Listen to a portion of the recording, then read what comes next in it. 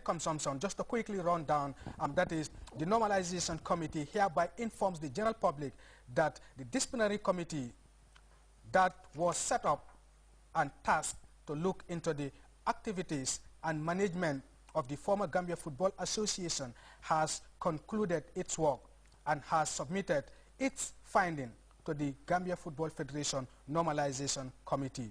The disciplinary committee comprises lawyer Gay Sow as chairman, his worship magistrate Ibrahim Kijera, and lawyer Tom Katsuba as members. Any person who is affected by the disciplinary committee's findings may appeal to the Gambia Football Federation's Normalizing Committee before Wednesday, 17th July 2013, at noon. All appeals should be addressed to the Acting Secretary General of the Normalizing Committee. Well, the release went further to state that for such failures as highlighted, we were talking about the 5 key points that were raised in this issue as to what has been cited forward for the banning of the former executive members for 5 years. The release went further to say the executive committee in total should be banned from any future football management. Let's listen to that properly. The executive committee in total should be banned from any future football management and governance for a period of 5 years. That is what the release said. Well, some of the affected parties, like I said, are here with us. Mr. Bojang, we have seen what the press release from the Normalization Committee contains. That is, they have found you guys wanting, and as a result, are banning you, that is the former executive committee of the Gambia Football Association, from taking part in any football affairs for the next 5 years. Tell us your reactions. What do you make of the whole story? Well, thank you very much for inviting us here. We have, like you read out, it's clearly stated that we have been banned. We have been banned from Gambian football for 5 years. I think that is merely a joke, man. It's a joke.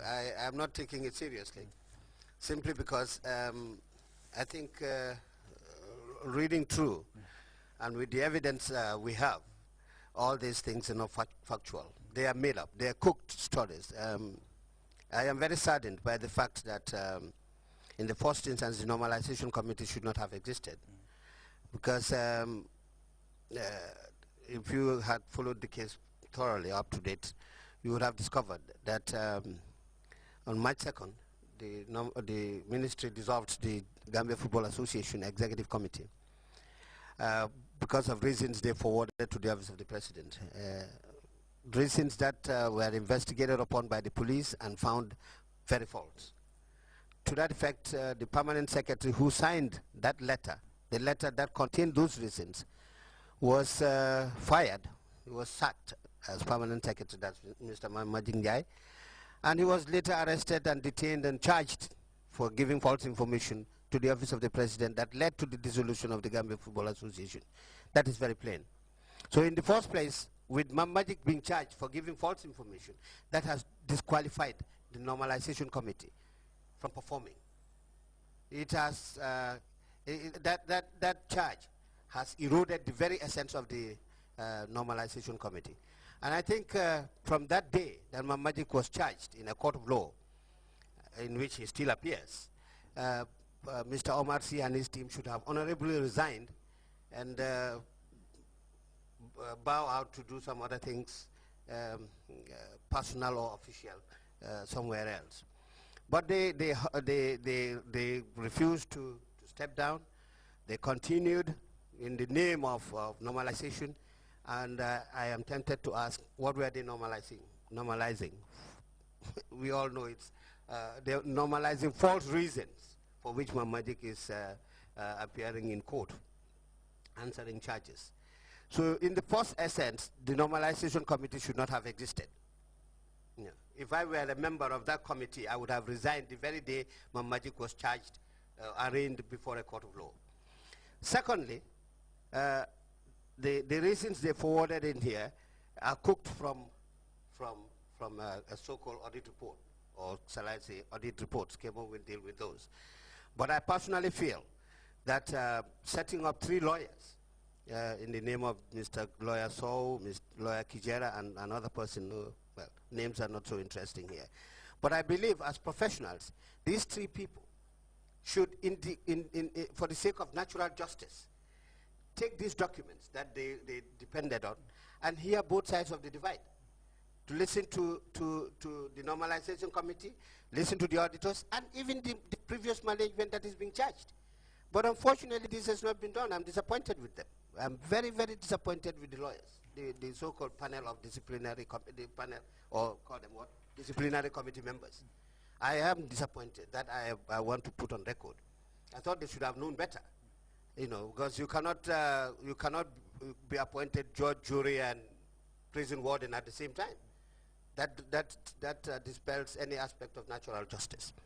Even in our own circumstances, in our homes, you call a child. If a child does wrong, you call out, come here. What did you do? Ask some 1 or 2 people. And then you proceed with whatever punishment. But this was not done. Unilaterally, they cornered themselves somewhere and took these decisions. I don't respect the decisions.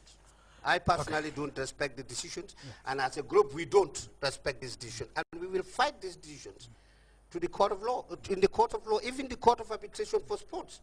Because one of the architects of this plot claims to be a world-renowned football administrator. I personally refute that. I completely reject it. Who is that? That's Mr. Omar C. He has been there, but what did Gambia gain from his position out there?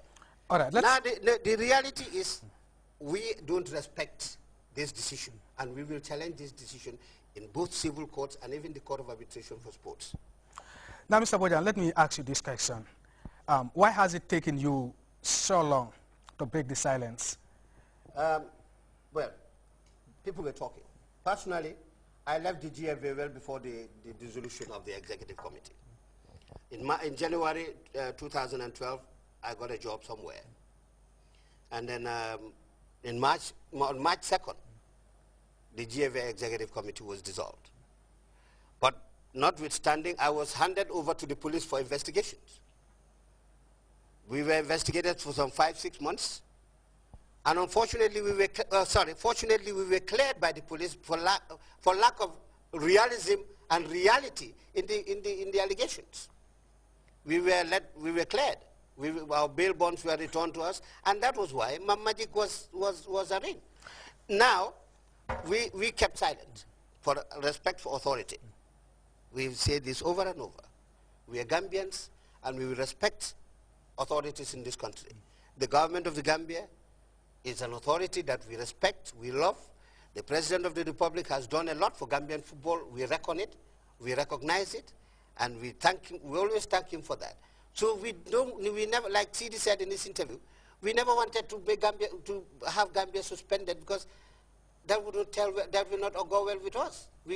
For respect for authority, that was why we kept silent. But with this attack now, this we call an attack on us, we have families. We have to talk. We have to clear our names. It's not ideal for my daughter to read this on Facebook, that his father has. The money that they even suspending me for, I did not put it in my pocket. It was given to the staff as loan. Okay. Mr. Boya, let's now look at the points that are contained in the press release. Okay. That will take me to Kemo. We have 5 of them, ranging from executive and subcommittee meetings, misappropriation of FIFA financial assistance. We also have the staffing issue and the payment of vouchers, according to the press, which said the report also highlighted various instances of payment made without proper documents. But let us look at this one. That is the point number 2, which found very interesting. You guys received $250,000 from FIFA financial assistance money. That's the FAP money. And you decided to share this money, loan this money among yourself. And now the normalizing committee, after their audit report, found that a case against you guys. Why did you do that? Okay, thank you very much, MS, for inviting